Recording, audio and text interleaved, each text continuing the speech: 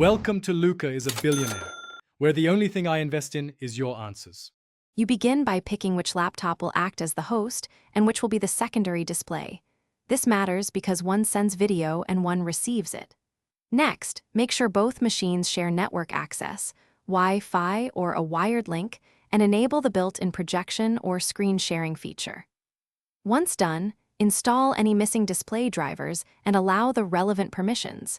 This prevents authentication or resolution issues later. Now you're ready to initiate the first connection step from the host laptop.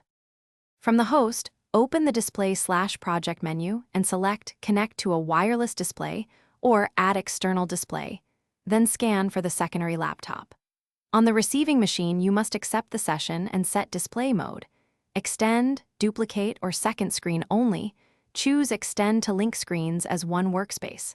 Make sure resolution and scaling percentages match roughly to avoid UI size shifts. And if wireless quality is poor, swap to a wired method, like USB-C to HDMI. Finalize by arranging virtual displays in the host's display settings so the mouse moves naturally between laptops.